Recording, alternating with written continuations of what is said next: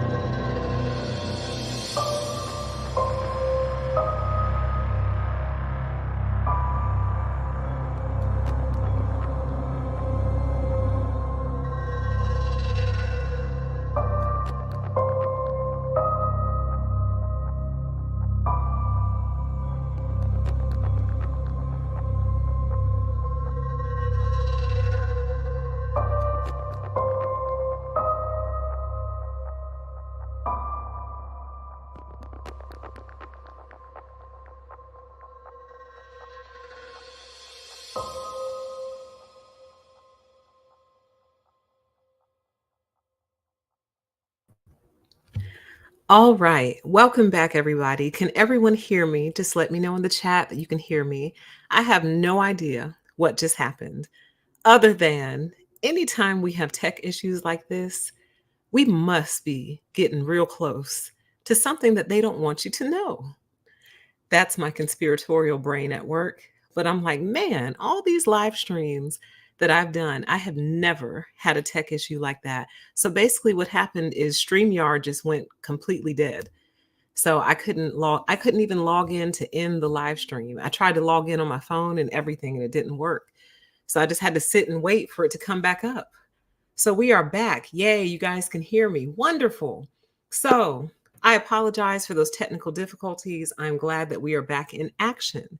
Okay, so this must be a good show. And I just got through saying that too. I said, of all the installments that we've done in this series, this one probably disturbs me the most, mainly because we're going to be taking a look at Nick Cannon and what he said to a doctor who appeared on his show. And it's so disturbing because Nick Cannon just seems like the type of guy who, like, everyone's family would just love him and welcome him in and say, yes, we love this guy for you.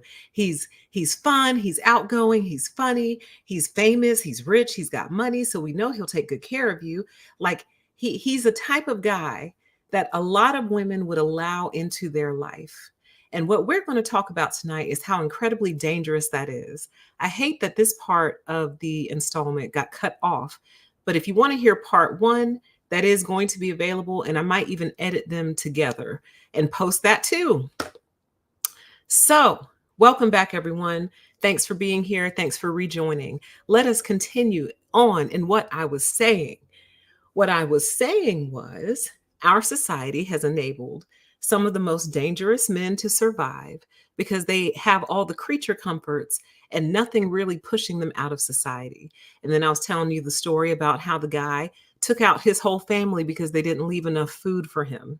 And he had just got through spending 20 years in jail, and his sister allowed him to live with them. And he got mad one night because they ate all the food and they felt like he felt like they were disrespecting him, basically. So I was pontificating on the fact that it doesn't seem like women are very safe in the presence of men, nor children. And I hate to think that, but that's starting to be what it seems like. Okay. Now, continuing on in my thought process before we were so rudely interrupted, women today take a blame for a lot of society's ills. If you spend any time online, you see how women are constantly being blamed for everything, even in the political sphere. One side of the political sphere has taken it up to basically blame childless women for all the problems in today's society. So women take a lot of flack, right? A lot of flack, which is part of the reason this series exists. Also, because we are not going to pretend like these men don't exist and what they're doing has no impact. We're not going to pretend like that. Okay. So, anyway, among other things, women are often blamed for not choosing better men. Women will get with the guy, he dogs her out, does her real wrong, and then men will turn around and say, well, you should have chose better. You should have chose better. But what we are getting ready to look at and what we're getting ready to see is that in large part, it is almost impossible for women to choose better when men like Nick Cannon are running around. It is almost impossible. And that's what makes it so sick and so incredibly dangerous. And that is what we are here to talk about. So, what we're going to do is we are going to take a look at a clip of a show that he did with a doctor named Cheyenne Bryant, Dr. Cheyenne Bryant. She's been making her rounds lately on different talk shows and things. I must admire her patience and her ability to stay composed when in the face really of pure evil is what she's in the face of. And somehow she's able to keep her composure and keep her focus. And I applaud her for that because I think I would have lost my patience early on. But I don't know if I were in that situation, what I would do. But I suspect I would have lost my patience. She somehow is able to maintain it because I think she knows she's dealing with psychopaths, but she doesn't want to call them that. And speaking of psychopaths, I rarely compliment narcissistic psychopaths, but I would like to give them a compliment today. They are the greatest actors in the entire world. And not only that, they have the ability to stay in character for prolonged periods of time. Prolonged periods of time. How many times have you heard a woman say, he changed after we got married? You've heard that before, right? And she'll say things like, he stopped doing all the nice things he used to do before we got married. Darling, sweetheart, come here. He did not change. He simply dropped the act. And this is what has happened to many women across the world. And this type of behavior is celebrated and promoted by the men in charge. So they are encouraging this type of behavior. They are training it into the men and the young boys and things like that, to the point where by the time they are of dating age, most of their minds are already corrupted and gone. There's no hope. Okay. And we'll talk about that a little bit later. So we are going to watch and analyze this clip together. The clip is about 12 minutes long. I do have to pause it and give commentary for copyright purposes. So I know a lot of you don't like that. I know a lot of you hate it when YouTubers have to pause the video consistently, but we do that to keep ourselves from getting in trouble. And even when we do that, sometimes we still get hit with copyright. So I'll just be pausing and giving commentary as we go. And then when we come back from watching the whole clip, I want to make the case for why I believe this type of behavior should be considered criminal, because it is very similar to a romance scam or grape by coercion, which is a thing. And we're going to talk about this, okay? So let me get all pulled up over here. Welcome back, everyone. Sorry about those technical difficulties, but we are back. We are back. We are back. So let's get this pulled up here. Hide that. Beautiful. Perfect. All right. So this is the clip we're going to watch. The actual show itself is about 40 minutes long, if not longer. I did leave a link for it in the description box if you're interested in watching the whole thing, which I somewhat recommend. But this is the part that made my blood run like cold. I was like, oh my God, he really just admitted it out loud. He admitted it. So it's not in our imagination. It's no longer hidden. He literally admitted that this is what he does. And chances are this is what a lot of other men do too. So let's watch this together. I'll do commentary along the way. And then I have more thoughts after we watch this clip. So let's do it.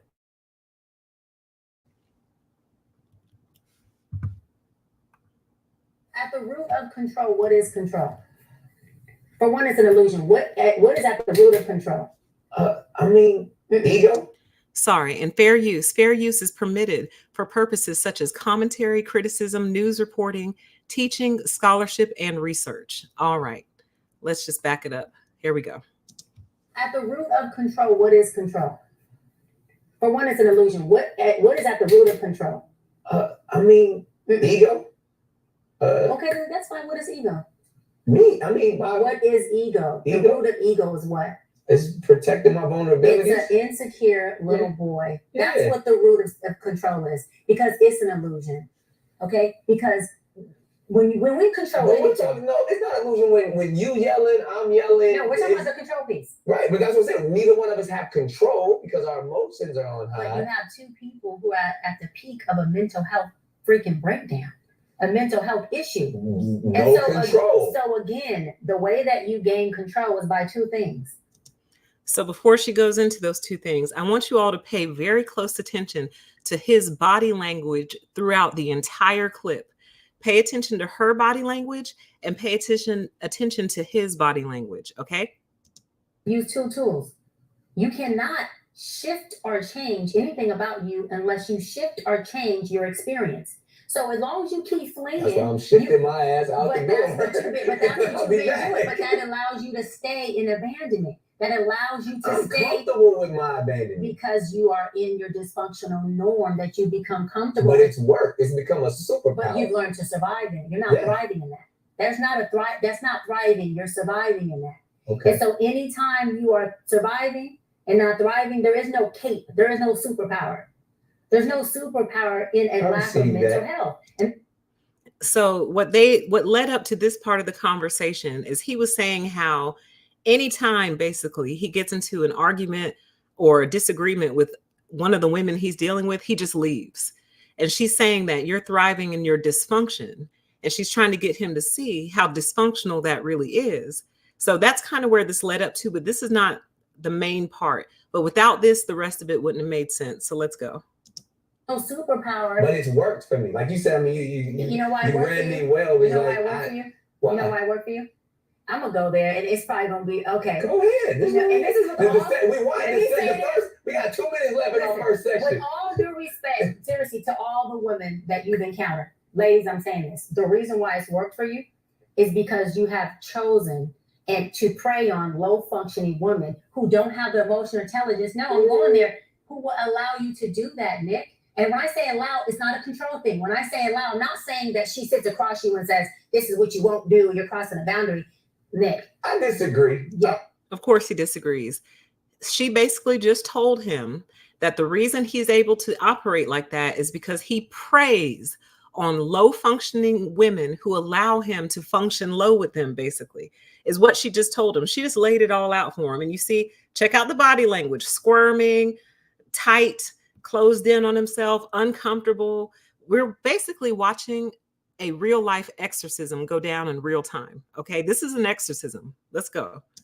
Oh, this is why I disagree. I mean, because why you're gonna make sure we got no protection on but even what I say, because you could say from the high, all the high value women that I've ever experienced. High value. But okay, I'm giving compliments. But I'm just saying, for the people who of them being, because first of all, low functioning woman will allow you to function low with them. Nick, you could not function that low. So this is everyone's low functioning at some point in their life.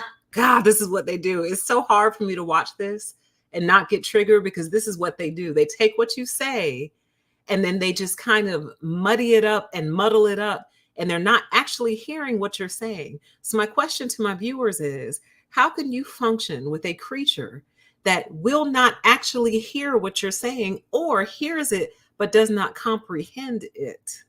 How can you function with a creature like that? How? Because she said low functioning women basically allow you to function low with them. And he said, but everybody functions low at some point in life. Just that narcissistic deflection, muddying, twisting, turning. That's not what she's saying. She's saying you're successful with low functioning women, because they allow you to function low with them. That's really all it is. And it's true.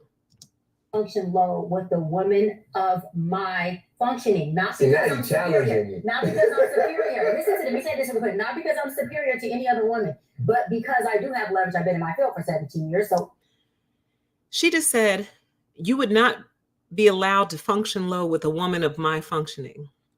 And he says to her, well, now you're challenging me.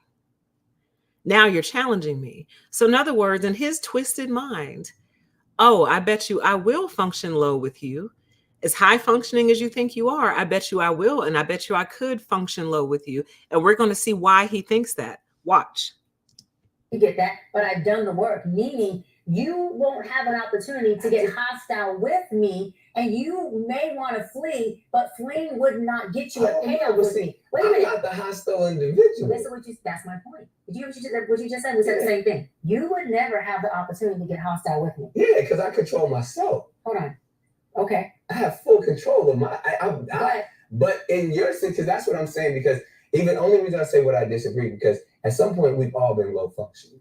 Yes. And we have to accept that. Yes. So to label that, it's like, all right, well, at some point everybody's going to be in their low state. Everybody's going to be vulnerable. Everybody's going to feel empty. Everybody's going to yearn something. And when it comes to relationships, the beauty of a great relationship is while I'm weak, you are strong. So therefore, I have dealt with some people that balance me and are equally yoked. And at times, have I been manipulative and preyed on certain things? That's because I'm a man.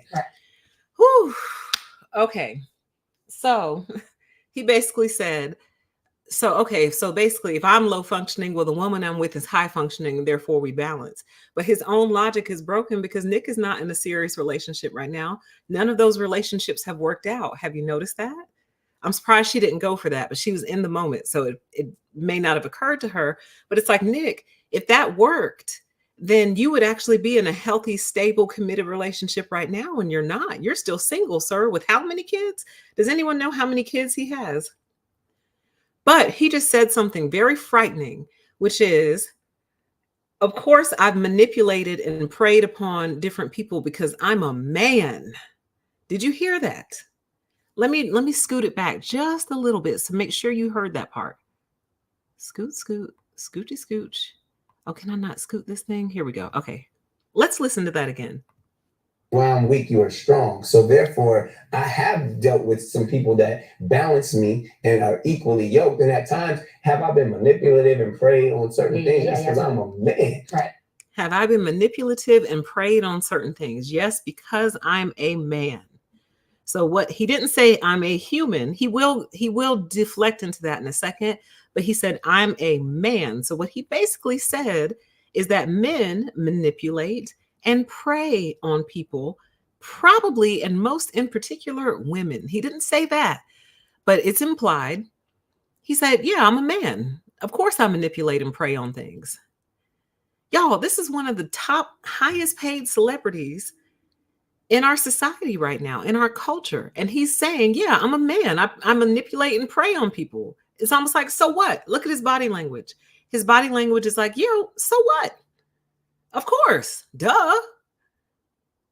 Like that is scary, you guys, but it actually gets worse. Let's keep going. But not all men do that. We don't want to blanket I'm a man, and I will take advantage. Not prey and manipulate. Not all men. First of all humans prey and manipulate. But he almost said, but he didn't finish his sentence. I'm a man, and I will take advantage of, and the rest of that sentence was probably anyone that I can to get what I want. He didn't finish that sentence, but he almost finished it, and I bet you that's what he was about to say. Let's go. Man, in a relationship, if I see that I can say, okay, I feel like I need this and this person has this, I'm going to do and say whatever I need to do to get that. But he has 13 children. Oh, mercy, God. Help us, help us, help us. Did y'all catch what he just said? He said, if you have something I want, I will do or say whatever it takes to get what I need. I need y'all to hear that. Let me scoot this back just a little bit.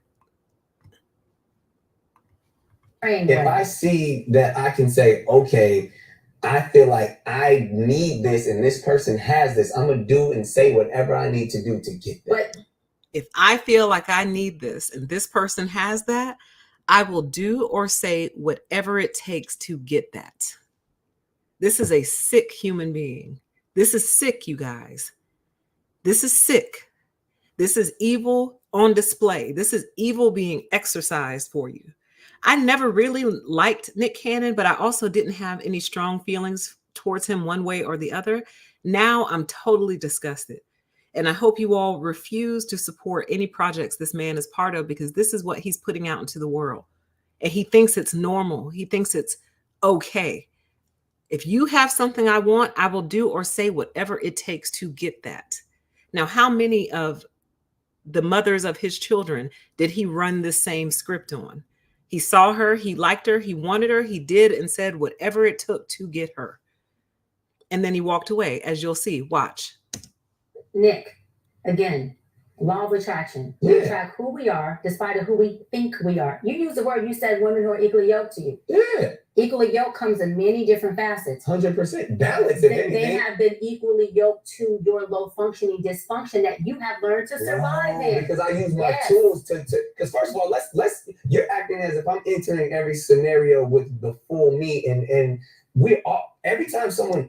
He said, you're acting as if I enter every scenario with the full me. Here it comes, you guys. Here's the big part. Okay, it's coming. Someone you're meeting their representative. I know how to turn on the perfect man, and so therefore I may have manipulated a situation, and therefore so it's to not discredit to anyone else. I've come into every situation. I can be God-fearing, celibate, one that you want. I can tell you everything that you want in a man and show you that. I can open the doors, lay down the cloak, send the jet, do it all to be like, oh my goodness, I've never. And then toxic Nick shows up, and you're like, this motherfucker got me. No, but you gave me the draws, and I ain't heard from him in 3 weeks. What you said is perfect. Ooh, y'all. Again, for me, this is one of the most disturbing episodes of the series I've ever done. He said, I can turn on the perfect man. I can be God-fearing. I can be celibate. I can be whatever you want me to be. And then toxic Nick shows up, and I ain't heard from him in 3 weeks after I slept with him, basically. He's telling you, and I don't think he ever meant to say all this, but she's exercising him. Good job, Dr. Bryant. She's exercising him. Them demons are hopping right out and telling you what it is. So he has 13 children. I don't know by how many different women. We'll just say 7, just to do a guesstimate. All 7 of those women probably went through this. They met him. He put on the perfect man for them. She believed it, because what else are you going to go off of? Went along with it, slept with this man, probably thinking, this is my husband, this is my future. You know, I'm so happy I finally met a man who loves me and cares about me. And then as soon as he got what he wanted, he turns on his quote unquote toxic Nick, which I'll call the demon. He turns the demon on and then disappears on her. And at that point, she's probably pregnant already. Let's listen to that again. I want y'all to really hear what he's saying. No discredit to anyone else. I've come into every situation. I can be God-fearing, celibate, one that you want. I can tell you everything that you want in a man and show you that. I can open the doors, lay down the cloak, send the jet, do it all to be like, oh my goodness, I've never. And then toxic Nick shows up, and you're like, this motherfucker got me. No, but you gave me the draws, and I ain't heard from him in 3 weeks. What you said is perfect. And he thinks it's so funny. For those of you who don't know urban slang and urban terminology, he gave me the draws means she slept with him, because draws are, you know, undergarments, panties and such. She gave me the draws, and I ain't heard from him in 3 weeks. And he thinks it's funny, y'all. He thinks it's funny. Isn't that frightening? Chat says he said God-fearing. So imagine that. Imagine you are a religious woman of any kind, because he even said mosque. He said we could go to church, we could go to the mosque, meaning he'll switch it up based on your ethnicity and your cultural and religious beliefs. So if he meets, let's say, a Muslim woman who is very strict with her faith, has all these different rules that she's abiding by for her life. He meets her. Suddenly he's donning, oh, forgive me, y'all, I forgot what they're called. The scarves that wrap around the head and the shoulders, and they kind of hide your hair. Suddenly he's got one of those on. He's praying. He's reading the Quran. He's going to the mosque with her, doing all these different things to make her believe that he is really into her and everything about her. And then as soon as she caves, he disappeared. He got what he wanted. He leaves. Now, some of you might push back and say, well, PTE, all of this could be avoided if she just got married to him first. And, then at least if he leaves, she has some legal rights. Well, sweetheart, I want to tell you that sometimes they do marry the women just to sleep with her. Just to sleep with her. Like, fine, that's your boundary. You have to be married to have sex. No problem. Let's get married, babe. He marries her, sleeps with her, flips on her, and eventually she ends up divorcing him. Hopefully before a child is born, but not always. Not always. You can't escape this, y'all. That's the scariest part. There is no cure. There is no remedy. You can't say, well, all that's well and good, but I'm not going to give my body to him until I'm married to him. And some of these men will say, okay, bet, let's get married then. They go, they get married. She gives her body to him. He finally got what he wanted. He disappears. There's no, you can't circumvent this. Well, you kind of can, and we'll get into that in a minute, but almost no woman can escape this because, like I said, they are the greatest actors on planet Earth. And they can do it for the long game. They're in there for the long game. Was he married to Mariah Carey, y'all? I feel like he was. Was he not? Does anyone know that off the top of their head? I feel like they were married. Will somebody let me know in the chat? Because if they were, that proves my point. Like, what if that was the boundary that Mariah set? Like, hey, I'm Mariah Carey. I'm rich. I'm famous. I'm talented. I'm not going to give myself to just anybody. He has to be my husband. And Nick said, okay, let's get married. So they got married. He gave her 2 twins, and then toxic Nick jumped out. It's very, very frightening. And it makes me wonder, are they capable of love? They were married. Okay, there's my point. Mariah said, listen, I'm too famous and too talented and got too much on the line to be with just anyone. You'd have to marry me. He said, okay. You see what I'm saying? This is frightening, y'all. This is scary because this is happening at societal level. These are celebrities, but they're the same from top to bottom.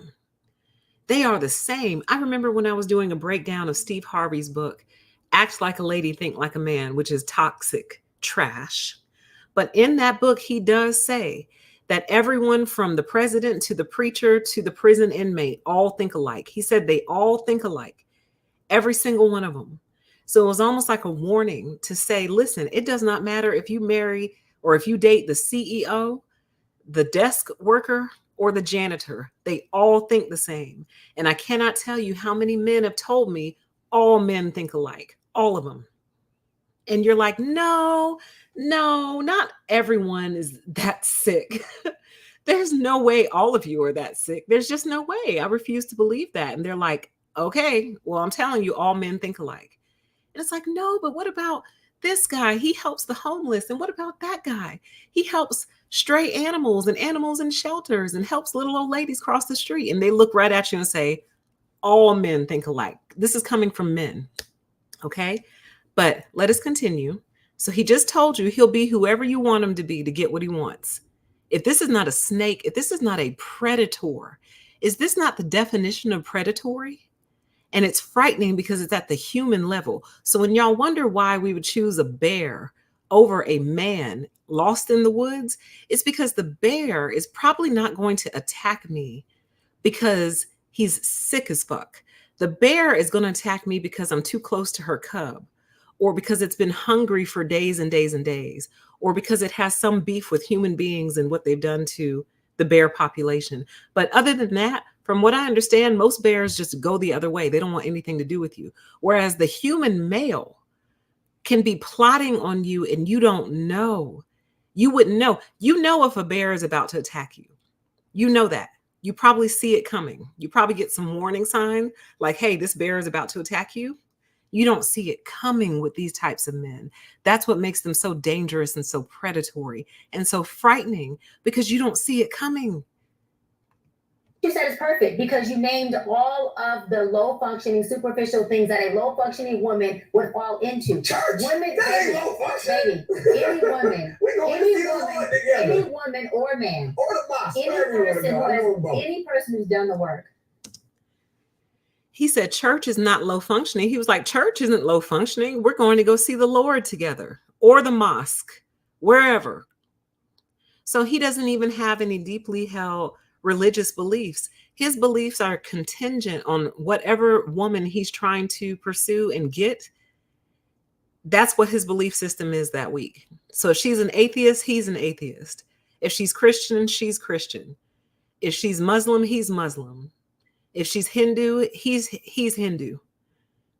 He'll morph into absolutely whatever you need him to be to get what he wants from you. This is scary. This is frightening, you guys.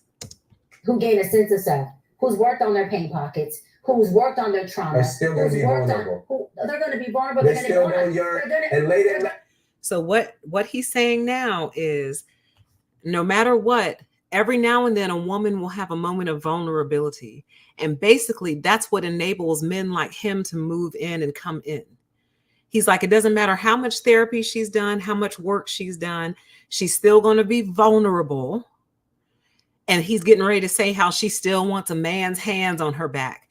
These men are disgusting, man. They are disgusting. Like it is so gross. This is so gross to me. I'm going to back it up just a little bit. Any woman or man, or the mosque, any person who's done the work, who gain a sense of self, who's worked on their pain pockets, who's worked on their trauma, they're still going to be vulnerable. They're going to be vulnerable. They're still going to yearn. And late at night when you're sleeping alone, you're going to, I wish I had a strong man to rub my back. Imperfect, but that person would want a strong. They believe that this is, oh God, this is a separate show. They believe that we are as desperate as they are. That's the simplest way that I can put it to you. He's like, it don't matter who you are, you still gonna want a strong man to rub your back. It's like, darling, do you know how many women are sleeping peacefully, comfortably in their own bed that's not getting sweated out or the cover snatched or all that every single night? Like, we are not as desperate as you guys. I need y'all to understand the level of desperation. Imagine how desperate you have to be willing to put on a complete facade just to sleep with a certain woman. That's desperation. That's desperate. That's really, really desperate.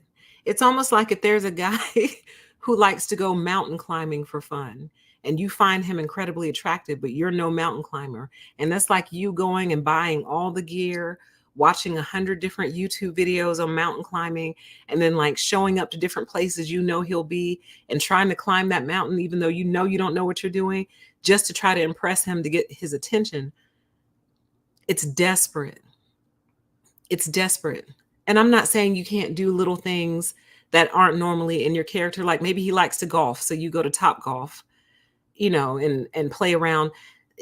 Y'all know what I'm trying to say. There's levels to this. He's taking on a whole nother personality. That was an example of a hobby. He's taking on a whole nother personality in order to become this artificial person for you to accept him into your life and into your bedroom. That is desperate. That is thirsty as hell. Like, it's actually really sad. And then y'all wonder why they say women have the big head, and they say women are gassed up on themselves and, you know, think too highly of themselves. Well, how could we not when this is what you do? You'll do anything to sleep with us. Good God. Like, you're so desperate and thirsty. I see why so many women go ahead and charge you for it. I see why. Why not? Why not? If you're this desperate and this thirsty that you'll take on an entire different persona just to trick me into sleeping with you, which should be a crime, but we'll get there. Well, how can I not think that something is very special about, if not me, the individual, just the fact that I'm a woman?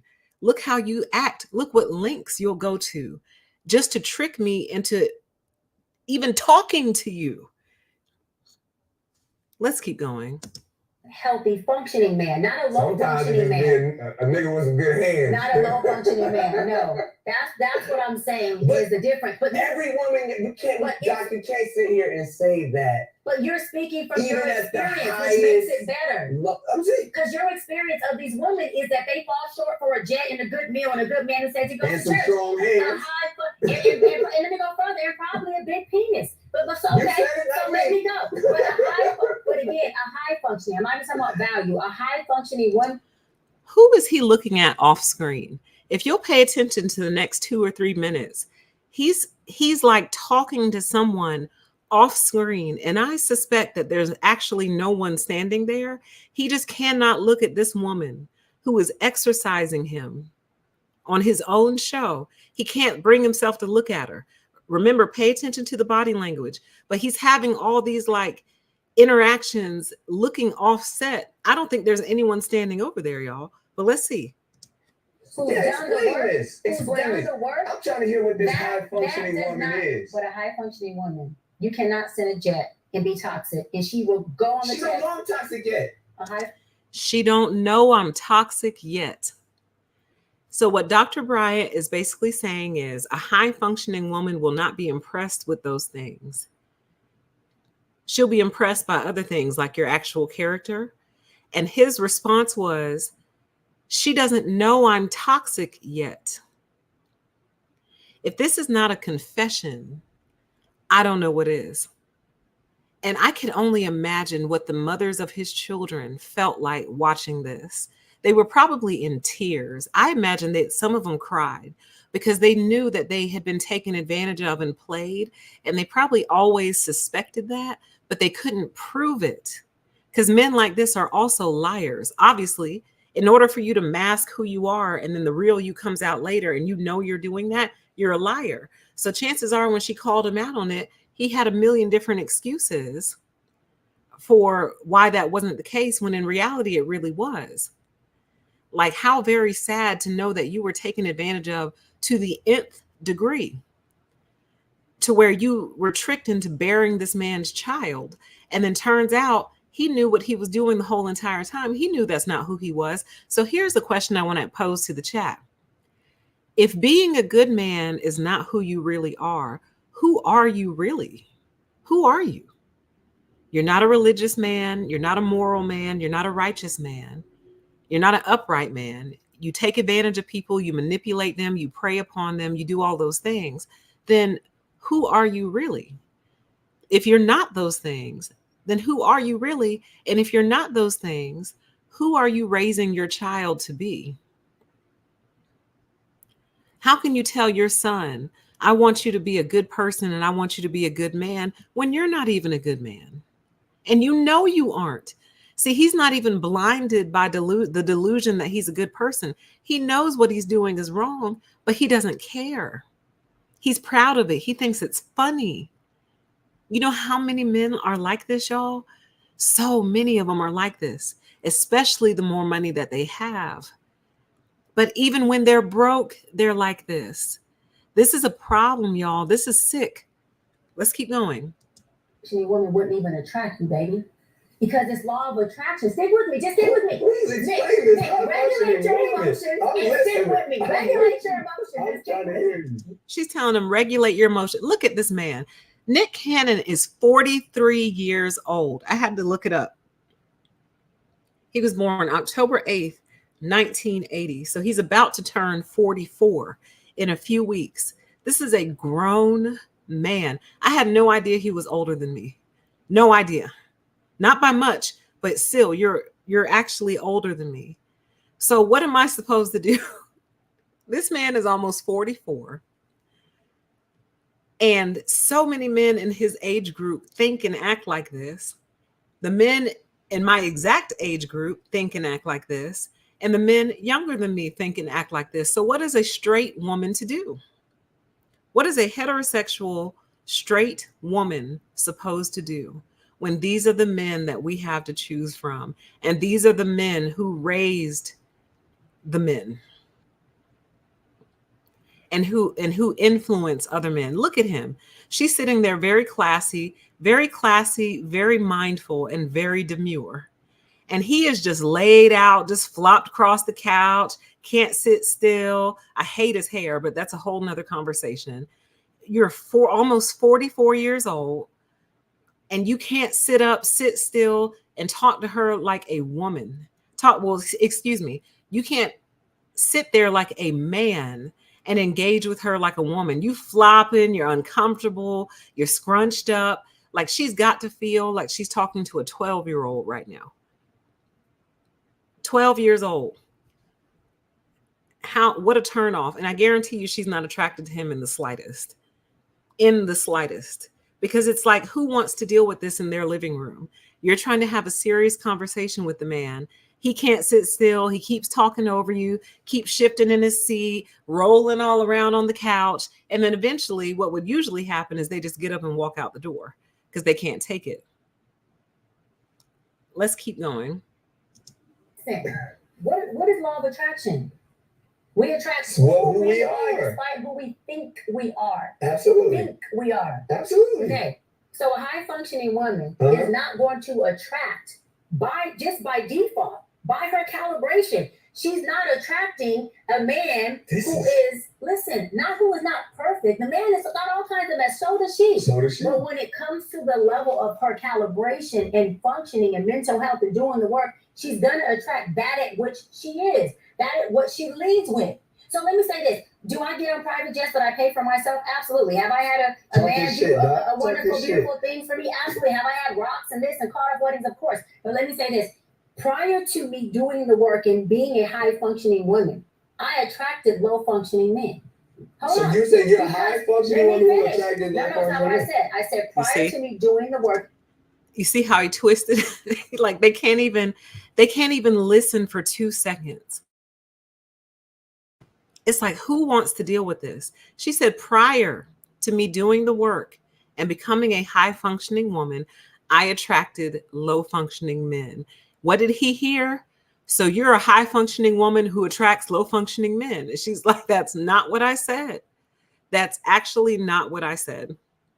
Who wants to deal with this for any amount of money? Like, I'll keep my little 9-to-5 job, honey, and get by and save and scrape until I'm in a good place before I deal with a man like this. I'll leave. You don't even have to get up and walk out. I'll walk out because I'm not dealing with this. After a certain age, we should be able to expect adult behavior out of people. But this man is actually functioning like a very small child.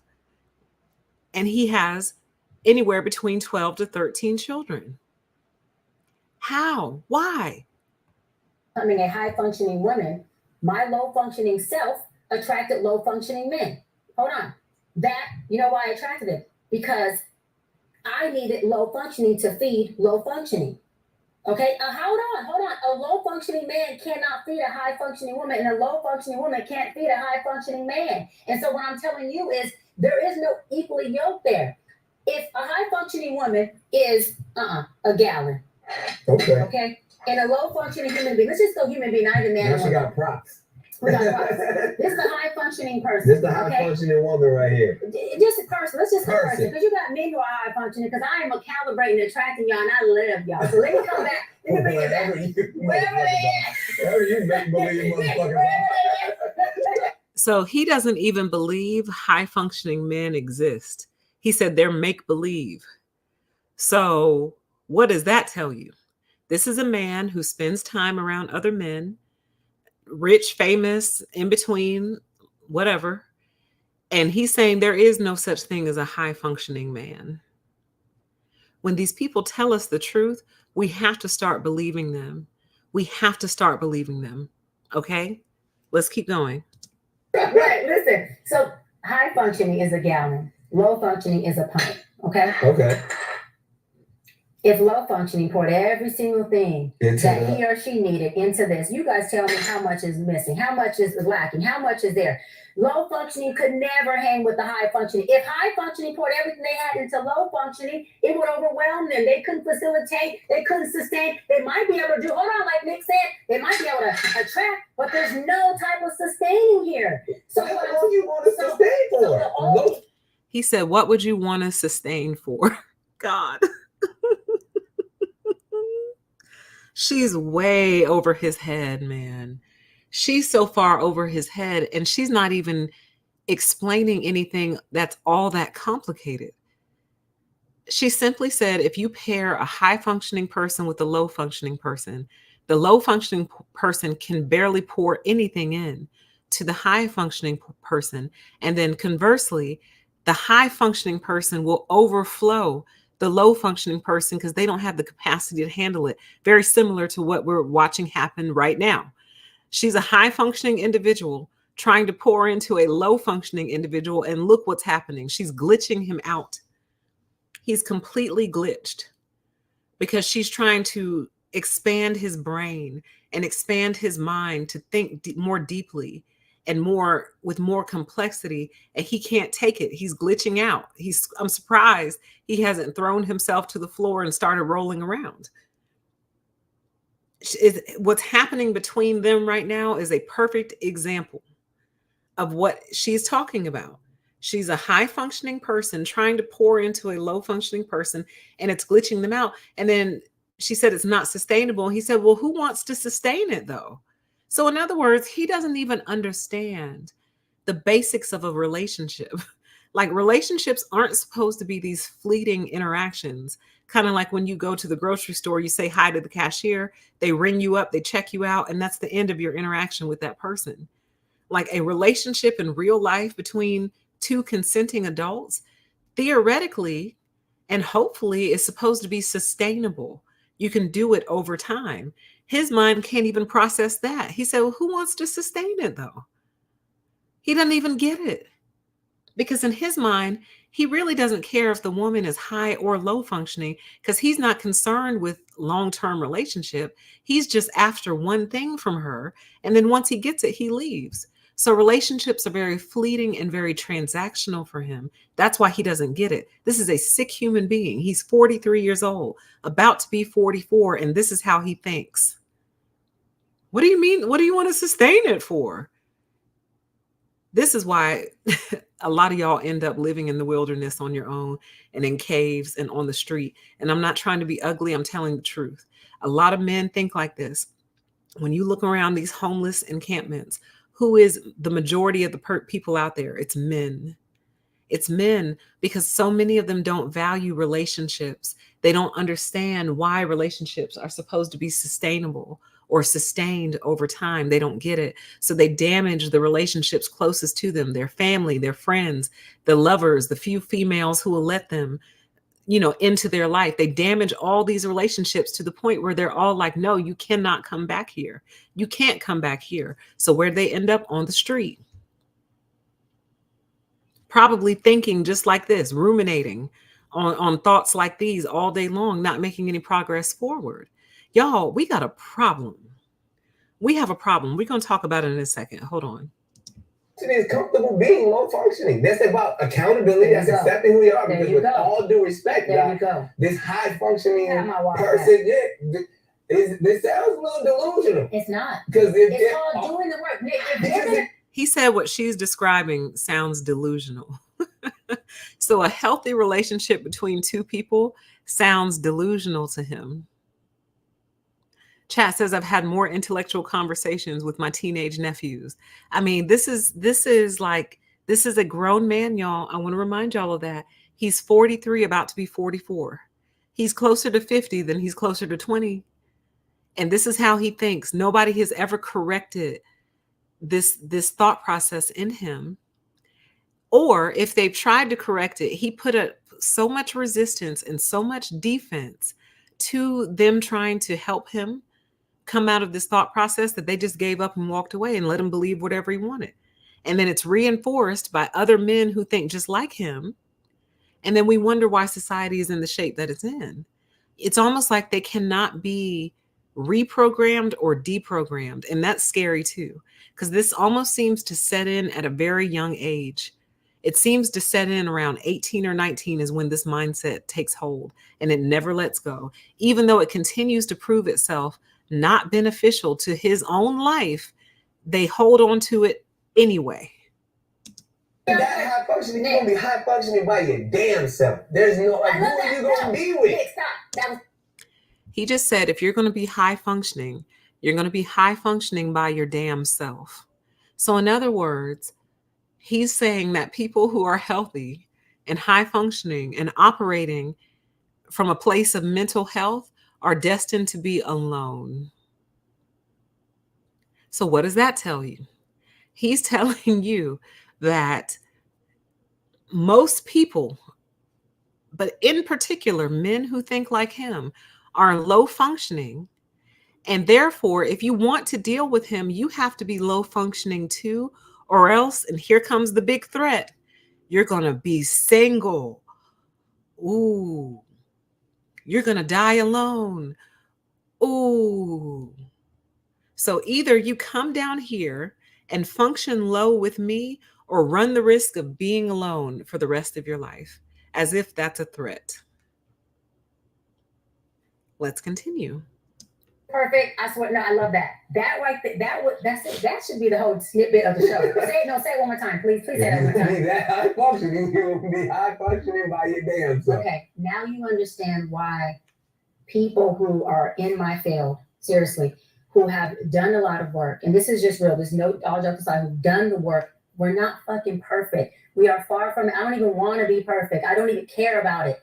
But I want to be healthy. You know, I just want a peace of mind while I'm being imperfect. Absolutely. I want to be able to have a conversation with you and it be from a place of disagreement, agreement, but still love and respect, and we walk with, right? So that's just being healthy, not perfect. Yeah. However, folks who are in my field or who have already got to a place of high functioning, got to a place of obtaining a peace of mind, not perfection, it is, you're exactly right. It is a much smaller pool. And so can it get lonely sometimes up there? Not just from dating. I'm talking about from friends. I'm talking about from people who just don't get my conversation. I agree with that. From people who I say to them, Nick, I'm not trying to fuss with you. Listen, I just want to have a conversation, and we are projecting pain onto each other. So can we sit here and process our pain so we can produce a healthy relationship? When I say that, emotionally intelligent people. But when you're saying that, you're that person who's high functioning, emotionally intelligent. That's all high functioning means, is you're emotionally intelligent. You know how to govern yourself, you know how to master yourself. You've done the work, you use the tool, you're doing it every single day. It's a lifestyle, right? Not just a preventative or intervention, it's a fucking lifestyle. Right. Then what happens is when you start to lead with that, you said it perfectly about 15 minutes ago. The person who's low functioning says, are you gaslighting? No, I'm trying to be healthy with you. Hold on. Oh, but I want to talk this out. We can deliver, not dismiss. Oh, now fuck you, I can't take this. So what happens? The gallon and the pint. Too much. What'd you say? It's too much. Okay, so that leads for the gallon person to do what? Have to respectfully, healthily have a conversation that still says, listen, I would have loved to have this with you, but it seems like we are just not there. And because of that, you know, I wish you best, but it's not fleeing. It's just a healthy conversation that leaves you not abandoned. Yeah. Leaves you not abandoned because I've had this conversation. So what happens is, you're right. The folks who are functioning at the high level, the high vibrations in your words, is it always easy to find those same people? No. This is why you have this show. So what's basically being revealed here is that the more high functioning you are, the greater your chances of being single, simply because the pool of high functioning individuals is very, very small. It's small. So this is hitting on something even on an even greater societal level. But I want to come back down to this, because all of us probably know at least one or two women who are 20s, 30s, 40s, doesn't matter, 50s, whatever, who either never got married or wanted to get married and just weren't ever able to find a man that was compatible with them. And what I'm here to tell you today is because there are more high functioning women than there are high functioning men. And Nick Cannon basically is just confirming that for you. So a lot of women will have to reach down to be partnered. And we see that too, do we not? The young woman or the woman who is trending upward in her life. She's got her life together. She's getting her career together. She's putting all her ducks in a row. And then she meets some guy who clearly is not on her level, but she so doesn't want to be alone that she tolerates this low level, low functioning behavior out of this man. And no one in her circle can seem to understand why. This is why, because the pool of high functioning people is so small that for her, it seems logical to go ahead and reach down in order to have companionship. And I'm here to say that that might be a lifestyle choice for some women. I can't live their lives for them. So I wish them luck and the best of luck. But I personally am starting to think that men and women are simply not compatible, and perhaps never have been.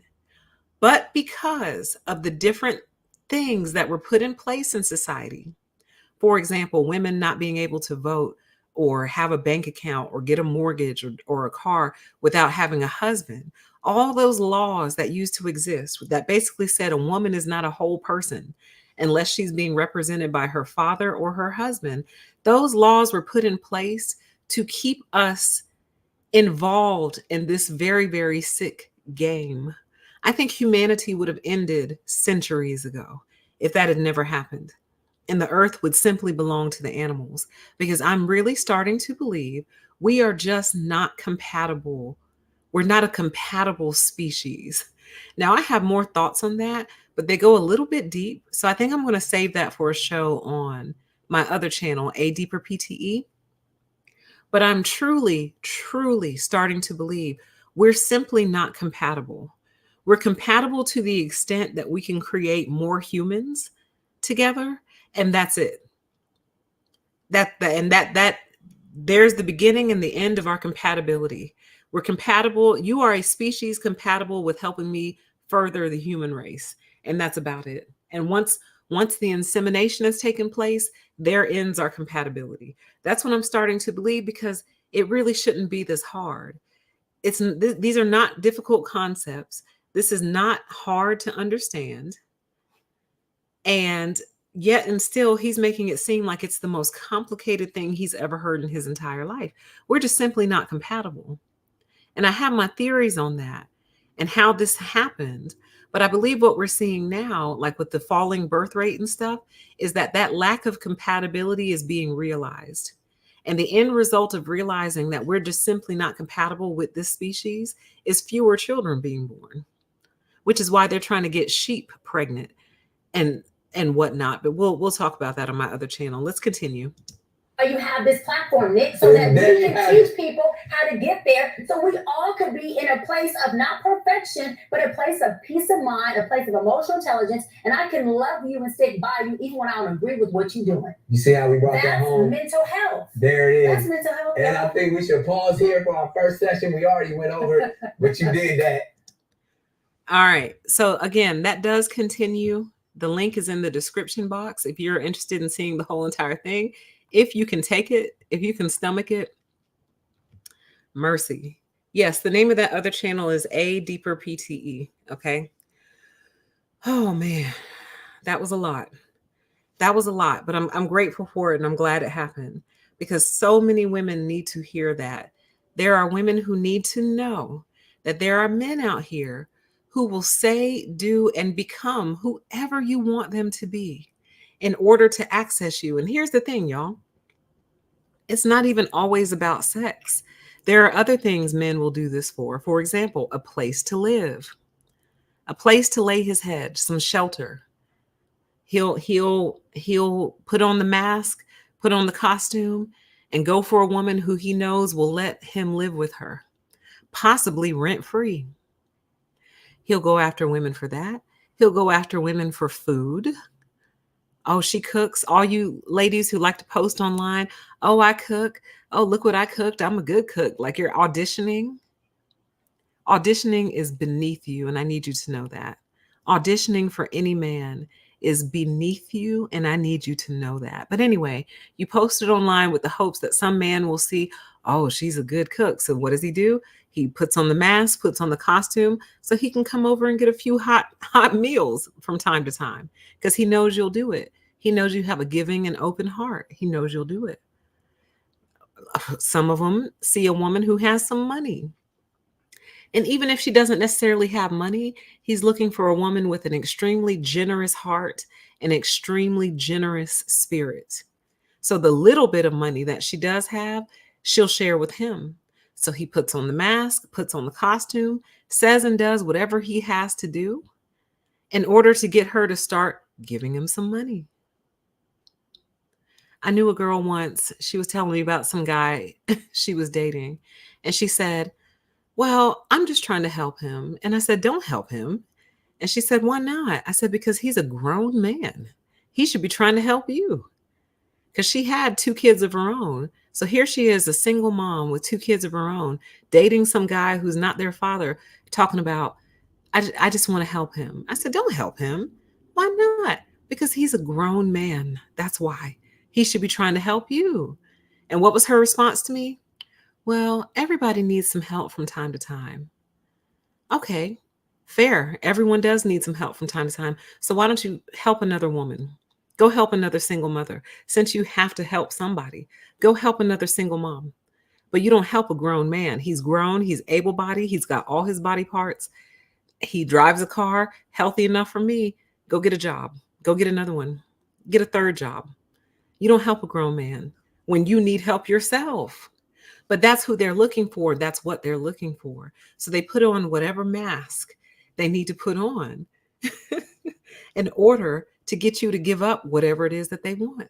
And they're proud of it. They don't see anything wrong with it. And they also don't see how sick it is. This is why I think a lot of them are very confused when they end up locked up in prison, because they genuinely don't understand what they did wrong. And that's why we lock them up, because it's like, if you don't get it, if you don't get what went wrong here, you don't need to be among society. You just don't. Okay. Now,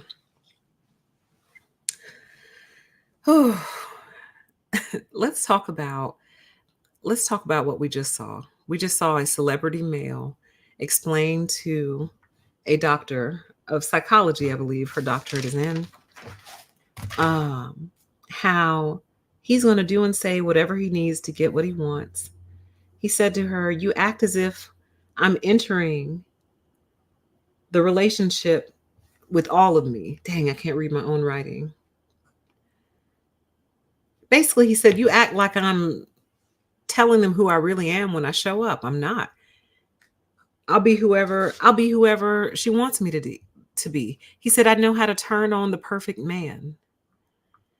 That's frightening, because then that means that a woman who's looking for the perfect man, I mean, if he's doing everything right, if he's being polite, if he's being respectful and kind, if he calls when he says he's going to call, shows up when he says he's going to show up, takes her on nice dates. And in Nick's case, he can fly you around the world, probably flies you somewhere, buys you nice gifts, is kind to your mother, kind to your father, your siblings. If you have children already, he's kind towards your children, and he's able to sustain that over some weeks or some months.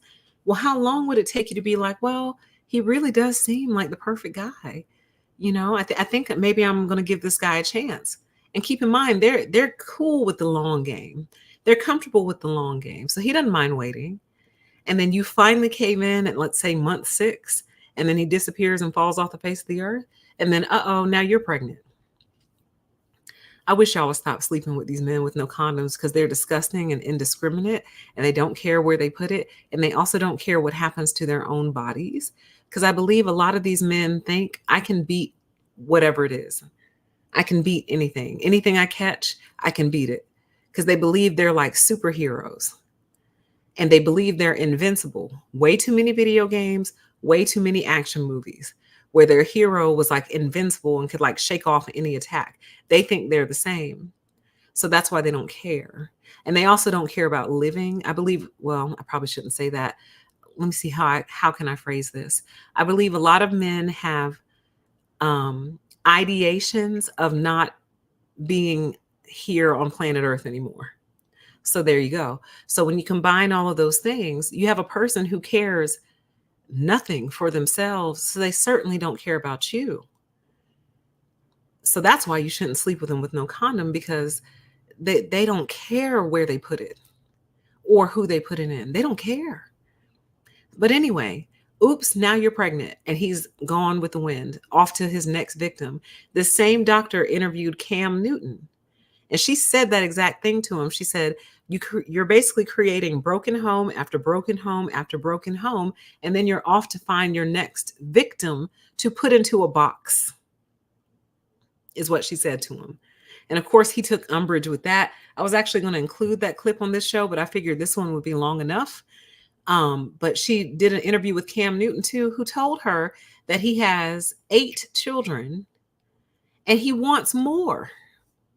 And she called him out on that. She's like, well, in what capacity? Like, are you trying to be married and have more children, or are you just trying to create your next victim, your next broken home, and your next single parent household? But he doesn't see anything wrong with what he's done, and actually has the nerve to want more children. These poor kids. I feel so sorry for these kids. I feel so sorry for them because they didn't ask for any of this. A lot of their mothers were tricked, as we just saw Nick Cannon describe. They were tricked into this, and they didn't discover who this man really was until after he already got what he wanted. That is frightening. That's frightening, because that means that your child potentially carries these predatory genes as well. Hopefully not, but potentially, because I just saw, God, I wish I had saved it, and I probably did. I just don't know where it is. I saw some research that basically said the male chromosome, which I believe is the Y chromosome, does not change through the generations. So basically, the Y chromosome does not, it doesn't evolve, basically. It stays the same. So basically, the men we're dealing with today are the same men, women from 200 and 300 years ago we're dealing with. They don't change. They're very, very consistent in that respect. Here, I'll give them another compliment. These narcissistic, psychopathic freaks are remarkably consistent. More consistent than any of us could ever dream to be, okay? So you're amazing, incredible actors, and you're also incredibly consistent, okay? So anyway,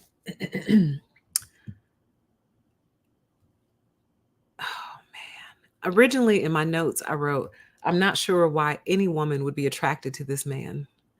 But now I know. They're attracted to him because he custom tailors himself to each woman.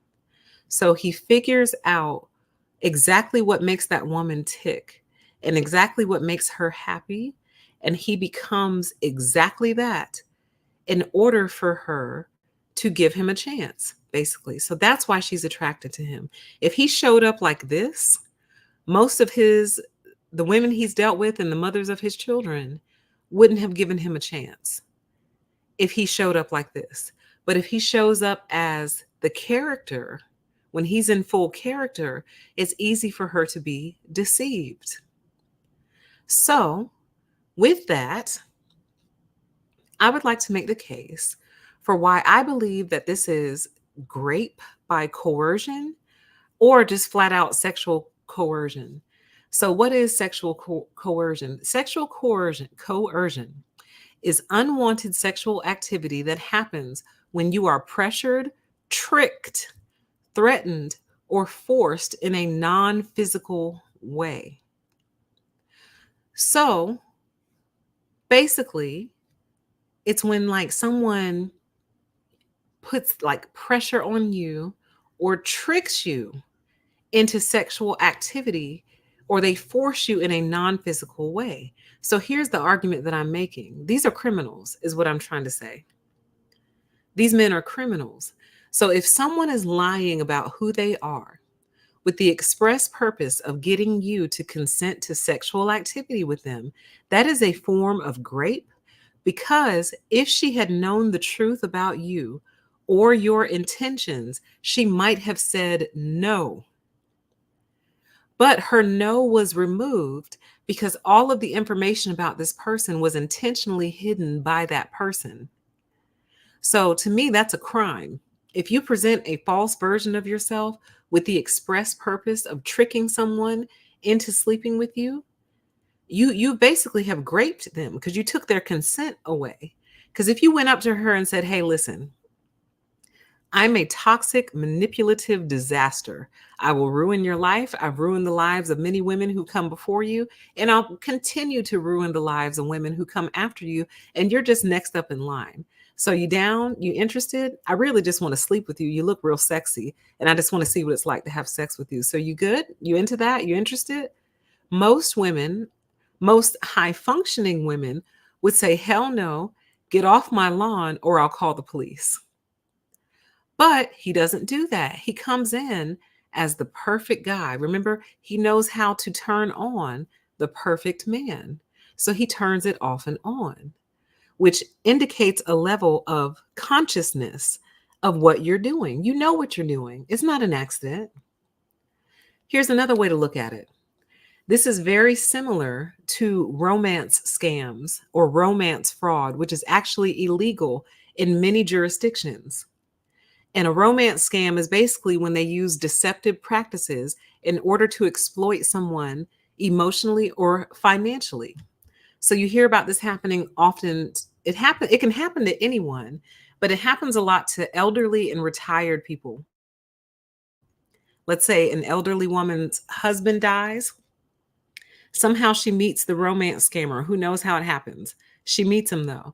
And he showers her with love and taking good care of her and helping her out and doing all these things. And she's like, oh my goodness, I met someone new. He's great, blah, blah, blah, blah, blah, blah.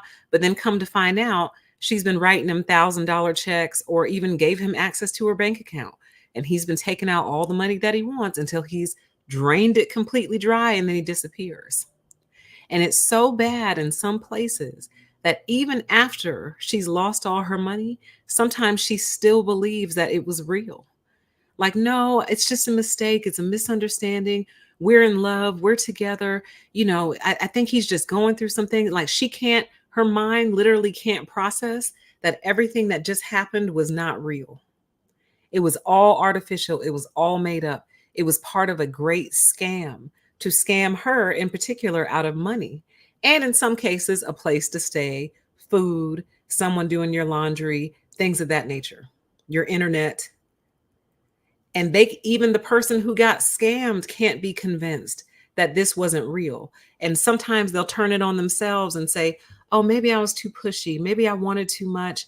Maybe I was nagging him too much, and I pushed him away. And like their brain can't justify that everything that just happened was artificial. It was fake. It was made up. And she's like, but no, look at the emails. Look at the text messages that he sent me. Look at the gifts that he's given me over the years. It wasn't fake. It was real. And sometimes the person who she thought she knew wasn't even a real person. It was a made up entity, like a made up name, made up picture, all that stuff. It happens, y'all. And that's why it's illegal.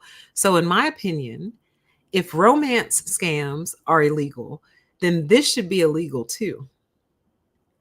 This should be illegal too. If a person lies to you in order to get you to do something like sleep with them, that person is committing a fraud. They're masking who they really are in order to obtain something from you. Hold on one second. I see somebody I got to block. Whoops. Pause. Uh-oh. Let's go back. See what I'll go through just to block you. Pause. And let's see here. Boom. Boom. Wonderful. All right. Now back to what I was saying. Back to the lecture at hand. Okay. That's a fraud. Here's another way to look at it. Let's say there's some 16-year-old girl that some adult predatory male has set his sights on. Let's say he's 30, right? And she's 16. But let's say through the luck of the draw, even though he's 30, he looks like he's like 17 years old, right? So he's a 30-year-old male, but he looks 17. Like people maybe say that to him all the time, like, bro, you look like a teenager. You don't even look like an adult. So let's say he decides to use that to his advantage. And let's say he sees the 16-year-old girl out one day. Actually, let's make her 15 because 16, you can consent in some states. So let's make her 15. He sees the 15-year-old out one day. He knows he looks 17. So he approaches her and she's like, oh, what's your name? He said, my name is fill in the blank. My name is Nick. And then she's like, oh, okay. How old are you? He's like, oh, I'm 17. And she's like, oh, okay. Now she's 15. So maybe she doesn't have the presence of mind to ask for an ID, or maybe he has a fake ID. Either way, she believes him when he says he's 17. So they start dating as much as a 15-year-old can date. She ends up sleeping with him. Come to find out, this is a 30-year-old man pretending to be 17. He's going to jail. Why? Well, for one, for what he did with the minor, but two, because he concealed his identity in order to access that minor. It's the same thing, you guys. And actually, this has happened just not quite like that. There have been full-grown adults who were pretending to be high schoolers and literally going to school until they finally got caught. I think one of them was playing on the basketball team or the football team or something like that. But going to school, I think he was 21, but he enrolled in high school and pretended to be 16 or 17 years old and was playing on the basketball team, something like that. It happens. It's illegal for a reason. So I believe that this needs to fall under those categories. You cannot present a false version of yourself to someone in order to gain their consent for the express purpose of taking something from them. It's a form of robbery. It's a form of theft. It's a form of sexual coercion and grape. It absolutely is. I want y'all to really think long and hard about this. Okay. Chat says, well, these women mentioned are dumb too. Either you haven't been paying attention the whole entire show, or you're a man pretending to be a woman with a woman's face, like a lot of y'all come in here to do. Because did you not hear him say that he pretends to be someone else in order to get them to consent? Because he hasn't pulled out toxic Nick yet. So anyway, and this is a lot of them. I believe this is a man pretending to be a woman, but this is what they want you to believe. Well, the women are stupid too. Well, honey, if somebody is acting, why do you think movies are successful? I have a question for you. Why do you think movies are successful? Because we know they're actors. We know that they're playing a role. We know that that's not who they really are. We know that the things happening aren't really happening. And yet and still, the movie industry is still quite successful. Why is that? It's because the actors are so good at what they do that even though you know they're acting and it's all make-believe, you are still pulled in and you actually know they're acting. So can you imagine how pulled in a person can be when you don't know somebody is acting? Oh, it was a 27-year-old who posed as a high schooler. Wow, I thought he was 21. He was 27, huh? See what I'm saying? But back to the movie analogy.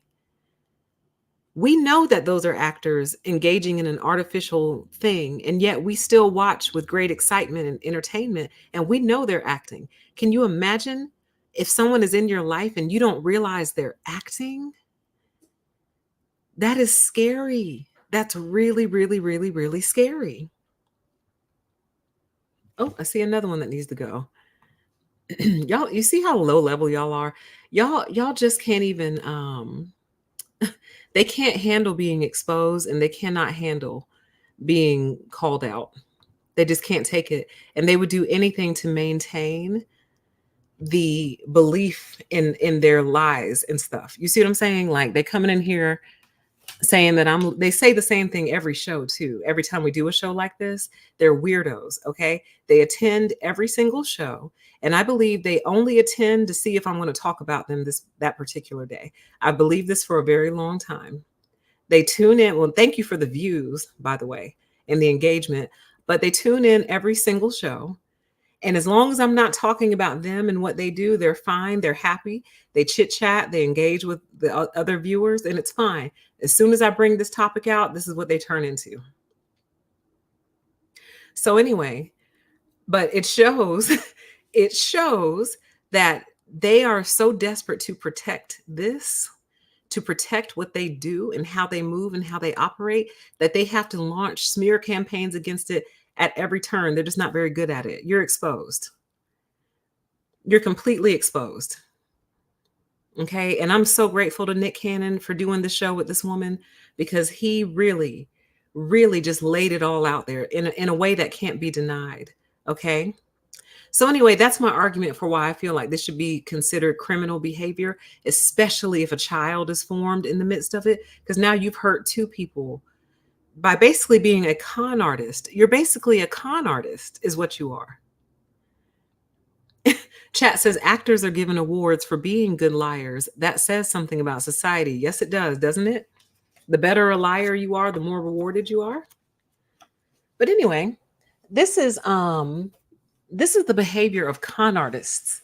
This is what con artists do. And there's a reason that con artistry is illegal. We've just never applied it to this particular situation or setting. We always want to blame the victim for what happened to them. But if someone's mind has been manipulated intentionally, how much of a choice do they really have? How much of a choice did they really make? It's the same reason you're not supposed to sleep with people who are under the influence of anything. Now, I know that people still do, especially like couples. Like couples might engage in something that's going to alter their mind state or their mindset or whatever, and then sleep with each other. I'm sure it happens all the time, right?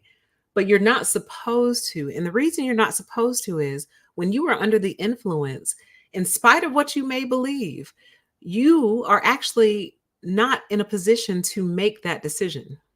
Even if this is a man you've wanted forever or a woman you've wanted forever, and one or the other of you or both of you are under the influence, and you say to yourself, yeah, I'm drunk, but I've wanted you for a long time. Let's do it. You're really not supposed to, because you don't know what you would have done if you were sober. You really don't. But anyway, it's the same thing.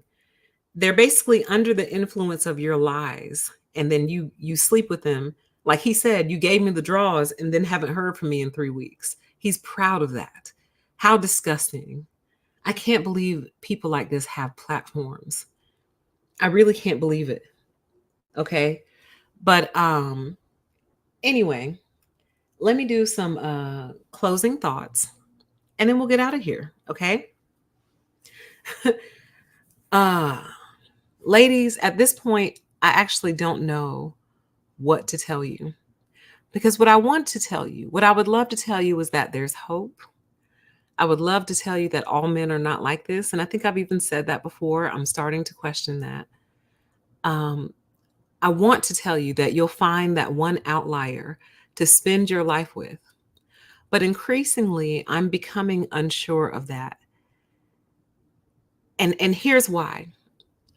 Aside from what we've seen Nick confess to, what Cam Newton confessed to when she sat down with him, all the clips from all the violence. And let's not forget that either. We act like the only end result of this is a woman gets played and used for her body and left. No, a lot of times these men trick their way into these women's lives, then they end their lives. They kill them. They take them off this planet, and sometimes they take their children too. So it's not just a matter of, oh, haha, you got played by a player. Yeah, you gave up the draws to a player. Haha, joke's on you. It goes far deeper than that. Some women let these dangerous psychopaths into their lives, and then their lives end as a result. So this is nothing to play with. It's nothing to play with. But anyway, here's why I'm starting to become unsure of that position. My question is, what would insulate a man from this type of behavior? Meaning, who have they had to look up to as positive role models for themselves and the community? When every time we look up, another one of their role models goes down for deviant behavior. The most recent of which being P. Diddy. I have to say allegedly because he hasn't been convicted yet, but Puff Daddy, the most recent of which has gone down for this deviant behavior. Who are the role models? Who are they looking up to? What would prevent this type of thinking in a man? Because it's not logic. Okay, understand that. They swear they're the logical ones. They are not. Logic does not lead these men to higher states of being. And as a matter of fact, most of their logic is flawed at the base level, at the starting point. So think about it like a math equation.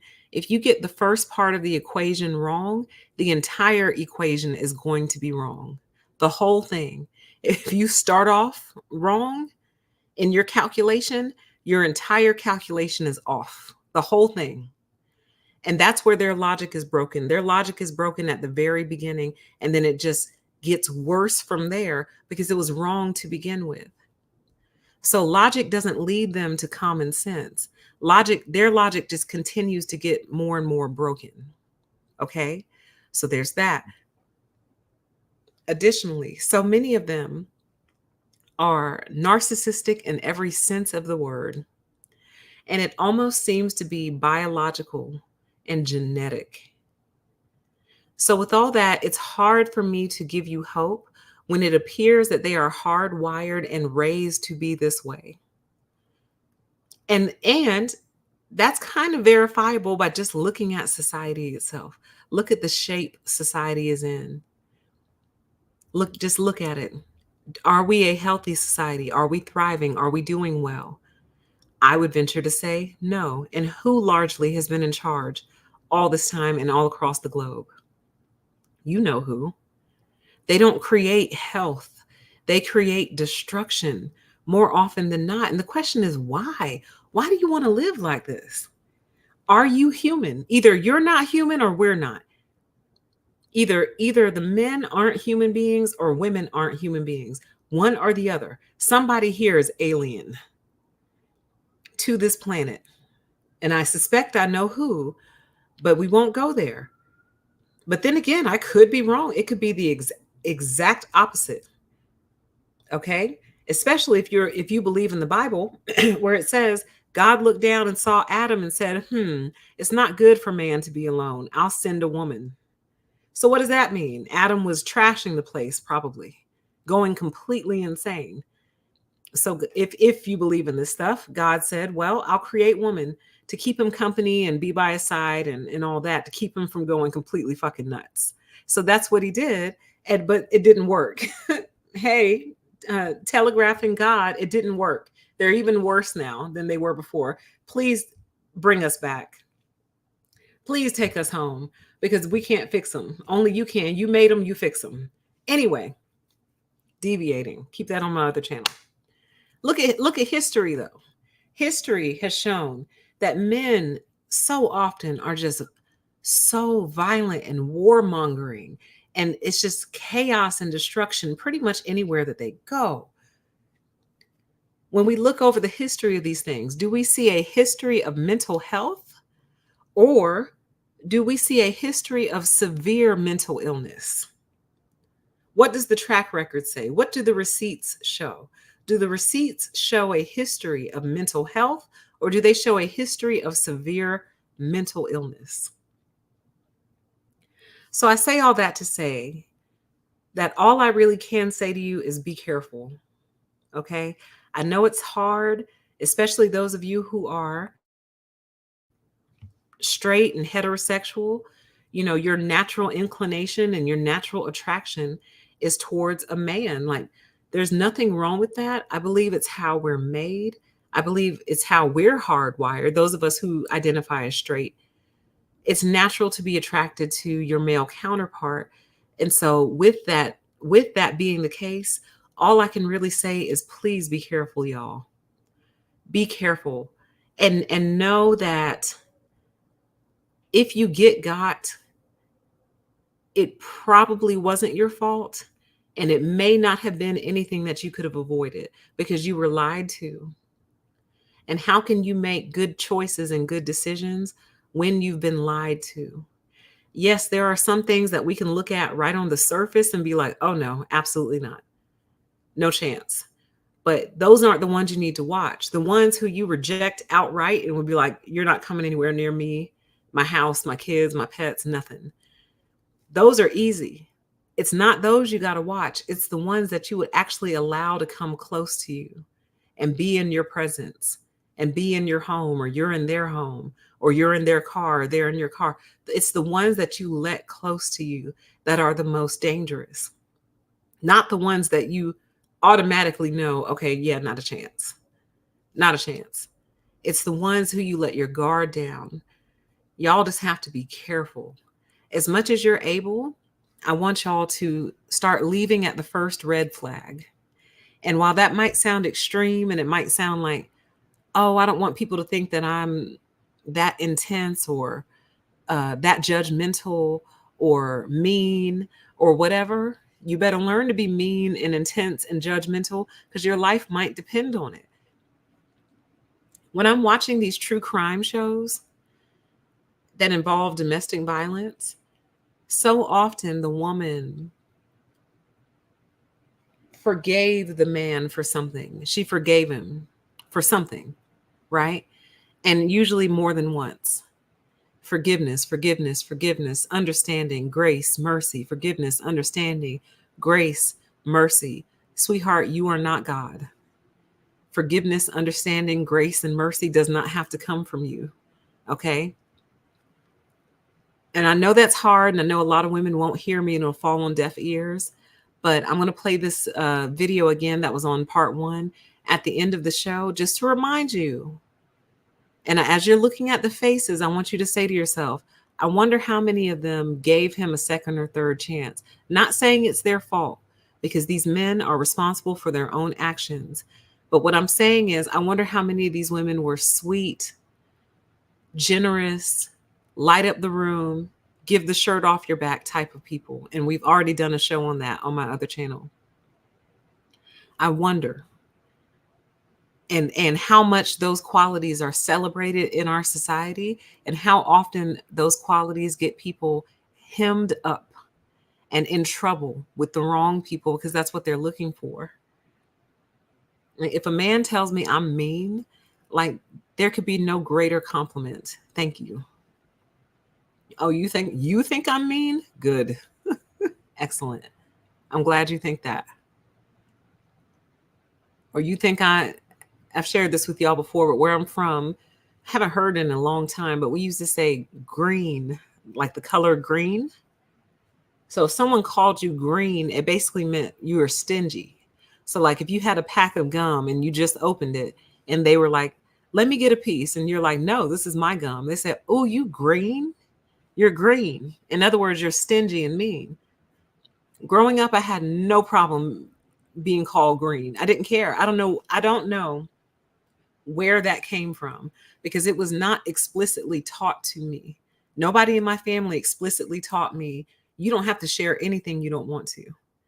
It's just who I was, or who probably still am. But anyway, oh, are you green? You're not going to give me a piece of gum? No. And then they would suck their teeth and walk off mad. But guess what? I kept all my gum. They learned to stop asking. And I don't care if you think I'm green, because I probably don't need someone like you in my life or close to me. And this is how I thought when I was a teenager. Okay. So I want y'all to embrace being called mean, stingy, green. I want y'all to let go of all these beliefs that, like, oh, if I don't help this person, what's going to happen in the future if I need help? Let go of that kind of stuff. Okay. You got to. If you need help in the future, you will figure it out. Okay. You'll figure it out. But you don't have to be this overly generous, giving, warm, welcoming person, because you're afraid that if you're ever in a situation of need in the future, other people won't help you because you didn't help them. That is how so many of these women get caught up. Like I was sharing with you earlier in the stream, that sister who let her 20-year convicted felon brother come move in with her so he could get back on his feet. That's very, very sweet. But he should have turned to a male family member for that. an uncle, a cousin, a brother, a nephew, you need to turn to another man for that kind of help. No, you can't come here and live with my minor child and my minor daughter, and you've been locked up for 20 years. No, absolutely not. And if you just must help, if you just can't help yourself, you feel compelled to do it, then you go rent him a little studio apartment in the hood for like $400 or $500, maybe $600 a month, since you just have to help. But you don't let him in your home with you. I don't care who he is. He's a grown man. He needs to figure it out. And I know that sounds harsh and it sounds mean and it sounds cold, but y'all, this is where we are with this. This is the point that we have reached with these guys. Like, it's so bad. It's so deeply broken that I don't think it can be fixed personally. I really don't. And I'll give you another thought on that thread. So, one of the main issues that people bring up in a political cycle and all the time really is firearm control, right? I don't want to use the G word. We got to do something about firearm control. We got to do something about firearm control. Control. And it's like, listen, baby dolls, it's not the firearms, it's the sick individuals on the other end of them who are using them in ways that are not self-defense and not protection. That's your problem. It's the mindset of a person who has decided the best solution to this is to use a firearm and remove this other human being from the face of the earth. That is a sick mind that makes that decision. And again, we're not talking about self-defense and we're not talking about protection, like you were protecting yourself and you had to use a firearm. We're talking about the people who pick them up with the express purpose of ending the life of another because they're mad at them or something like that. That is a sick mind. How do you fix that sick mind? Because even if we banned all firearms and removed them all, threw them into a pit and burned them, that sick mind will still exist. It will still exist. And all they'll do is just move to another method. Okay, you took all the firearms, no problem. I'll get a kitchen utensil. I'll get a car. I'll get a baseball bat. I'll get whatever I need to carry out the sick plot in my brain. The issue starts in the brain, but nobody wants to talk about that. They don't want to talk about all these sick young men out here. They don't want to talk about how unwell men really are. And that is the purpose of this series. Because all the time, women are taking flack, taking heat for all kinds of stuff, some of which may be our fault and a lot of which is not. Nobody wants to look at the actual problem. No one wants to address the elephant in the room, which is these sick men. That's why I'm going to play that video again, because one thing I want you to take note of in that video, when I play it out to close the show, is the wide variety of males that are featured. You got Black men, you got white men, you got Hispanic men, you got young men, you got old men, you got middle-aged men. They run the gamut, y'all. It's a sickness. It's an emotional regulation problem. It's a broken logic problem. It's an entitlement issue. Like, they have been raised to be absolute demons and nightmares. And I really wonder a lot of the time, do their mothers know and their fathers know who they raised? Do they know what they raised? I would pay any amount of money to find the mothers of some of these podcasters and play for them the videos that their son creates. Because I don't think they know. They don't know. I imagine that they don't even get on the internet really. Like, they probably just watch TV all day and engage in something, that's real, just, I don't know, not plugged in, not attuned to what's going on in the world. So they don't know what their son is out here doing. They don't know the demonic nightmare that they actually raised. And then again, maybe they do. Maybe she's just happy to have him out of her house. Can't tell you how many videos I've seen recently on YouTube of the mother calling the police because she can't get her son to leave her house. And he's threatening her with violence, tearing the house up, punching holes in the wall because he won't get out. And why does she want him to get out? Because he won't get a job, because he trashes the place. He disrespects her to her face, threatens her, all this stuff. And so she finally said, that I can't do it anymore, son. You got to go. And when she tries to kick him out, he goes into a violent rage. Like the young man who took the life, I think, of his mother and sister, because his mother wanted him to get off the Xbox or something like that. She turned off the Wi-Fi at the router level, and it enraged him to such a level that he took her out. He took her life. So I guess my closing thoughts to you guys are, to the women in particular, please be careful, y'all. Be careful. Be careful. Some of you are probably currently in situations that are not safe. And I just want you to find your way safely to a safe position in life. And then I want you to do that deep inner work that helps you understand why you allowed this man to stick around for so long. And also consider the fact that he could have been playing with your mind. So if you've been trying to figure it out, you've been going back and forth in your head, trying to figure out what's wrong, how to fix it, reading books, watching seminars, blah, blah, blah, blah. I want you to consider the fact that it's possible your mind could have been played with, that you could have been lied to, and that you're part of this man's long con or long game is a reason. But I want you to do that work so you can prevent it from happening in the future, is all. And a lot of us may end up walking this road without a male partner. That is a huge possibility, especially as these men get sicker and sicker with the passage of time. You might find that you have to walk this road alone.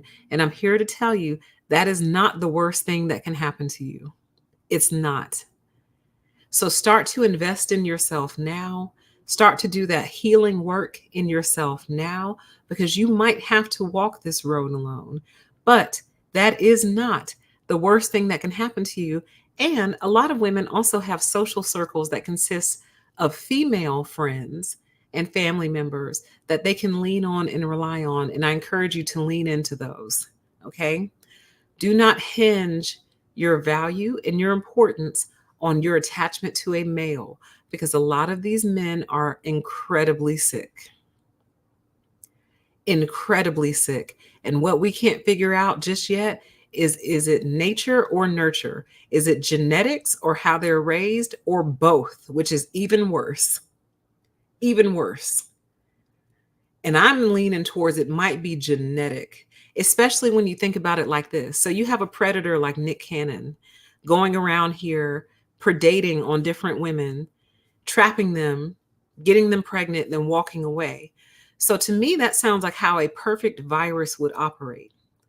The virus is intelligent, so it knows in order to receive a host for its children, it has to lie to that host and trick that host into giving up their womb.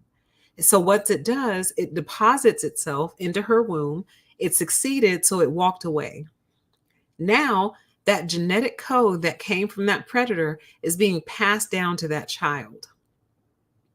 And it goes into the girls, I'm sure, but it definitely probably goes into the boys.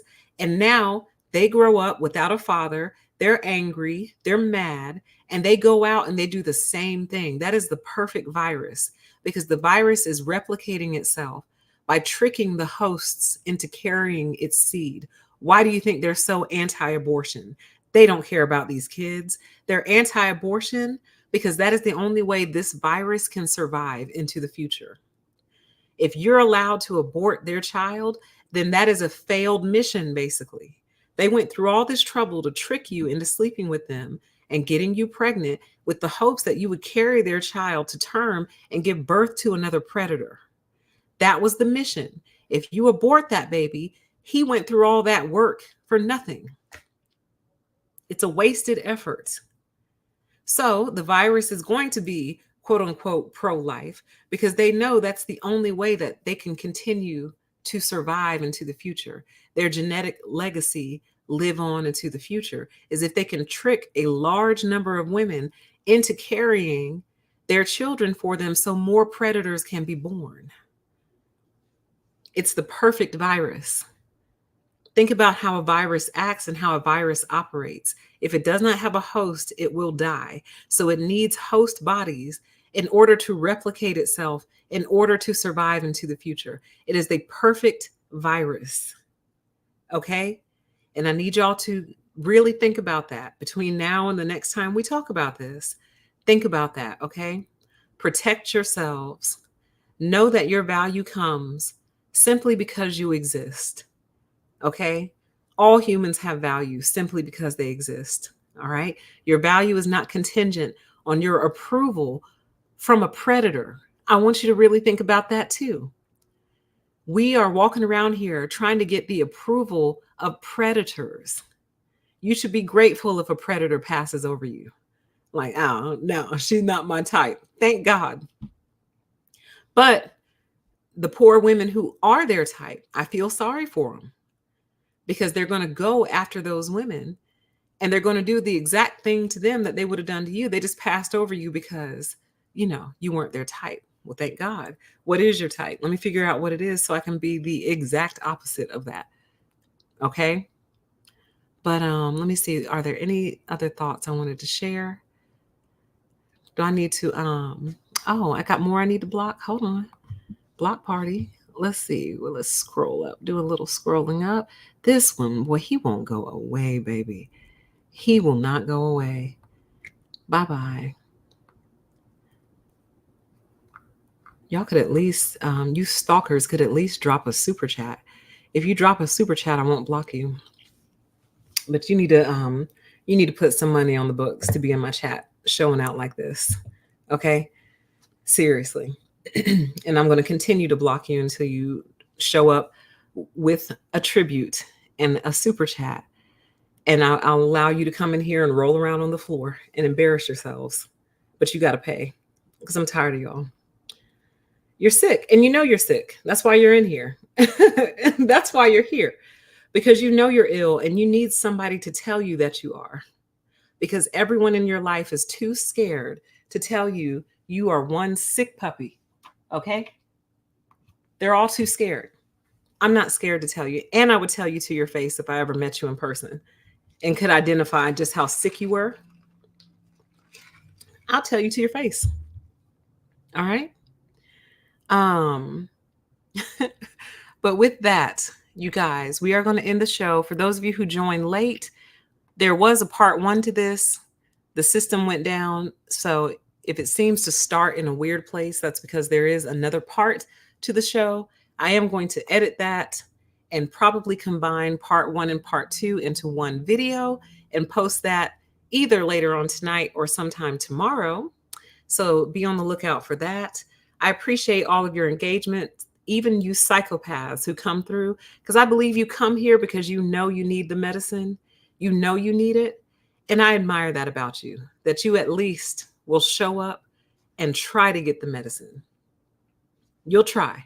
I know I'm planting seeds, and who knows, maybe you can be cured. But if not, my request to you is please leave women and children alone. Just go live out in the wilderness, honey. You'll make it. You'll be just fine. Okay? And with that, I'm going to play the video that shows the reason that we're here, and I'm going to close the show. So thank you all. Have a wonderful week, and we'll talk again very soon, okay? Bye-bye.